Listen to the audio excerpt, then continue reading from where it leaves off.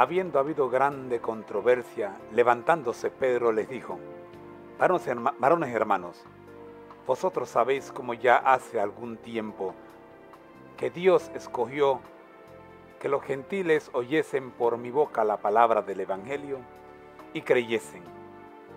Arguyó que el Espíritu Santo había decidido el asunto en disputa, descendiendo con igual poder sobre los incircuncisos gentiles y los circuncisos judíos. Relató de nuevo su visión, en la cual Dios le había presentado un lienzo lleno de toda clase de cuadrúpedos y le había ordenado que matara y comiese. Cuando rehusó hacerlo, afirmando que nunca había comido nada común o inmundo, se le había contestado: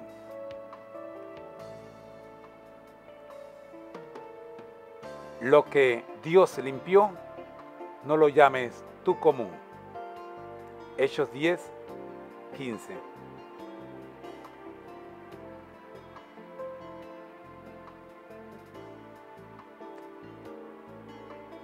Pedro relató la sencilla interpretación de estas palabras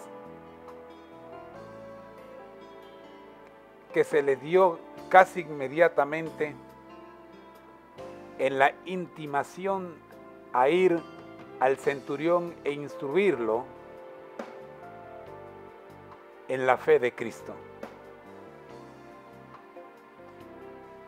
Este mensaje probaba que Dios no hace acepción de personas, sino que acepta y reconoce a todos los que le temen.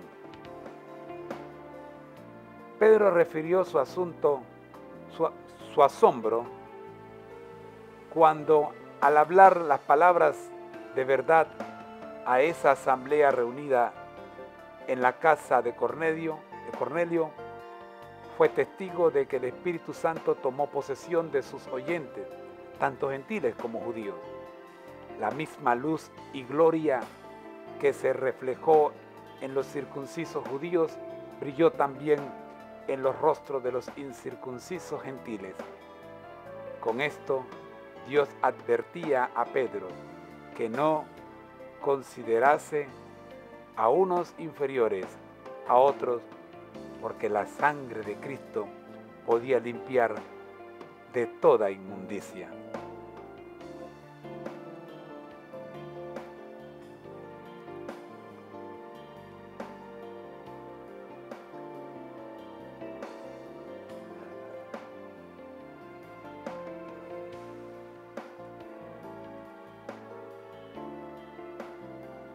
En una ocasión anterior, Pedro había razonado con sus hermanos concernientes a la conversión de Cornelio y sus amigos y a su trato con ellos.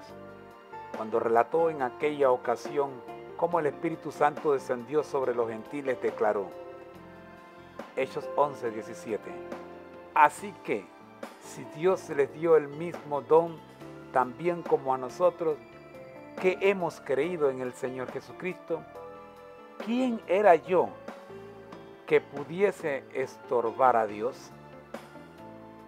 Ahora, con igual fervor y fuerza, dijo, Dios, que conoce los corazones, les dio testimonio, dándoles el Espíritu Santo también como a nosotros, y ninguna diferencia hizo entre nosotros y ellos, purificando con la fe sus corazones.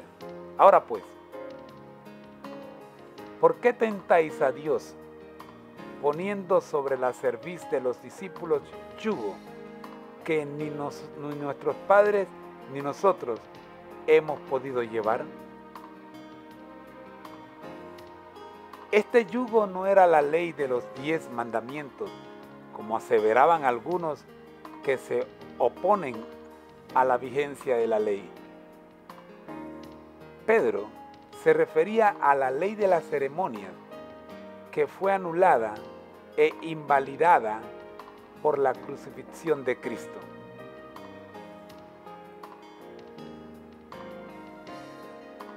El discurso de Pedro dispuso a la asamblea para escuchar con paciencia a Pablo y a Bernabé. quienes relataron lo que habían experimentado al trabajar por los gentiles. Toda la multitud cayó y oyeron a Bernabé y a Pablo que contaban cuán grandes maravillas y señales Dios había hecho por ellos entre los gentiles. Santiago también dio testimonio con decisión, declarando que era el propósito de Dios conceder a los gentiles los mismos privilegios y bendiciones que se habían otorgado a los judíos.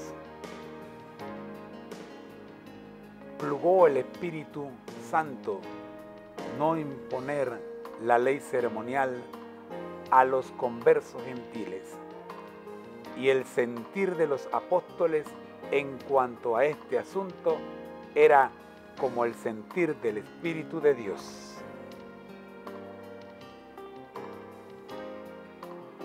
Santiago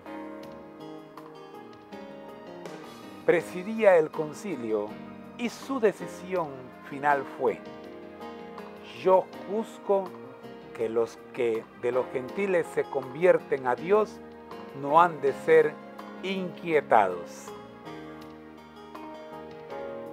Esto puso fin a la discusión.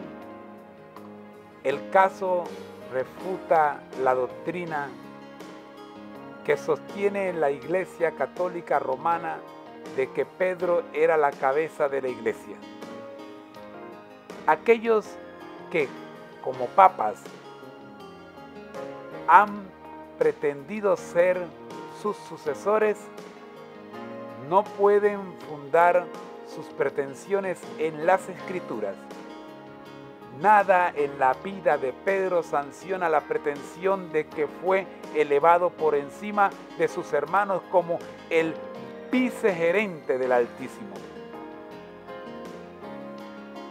Si aquellos que se declararan ser los sucesores de Pedro hubieran seguido su ejemplo, habrían estado siempre contentos con mantenerse iguales a sus hermanos.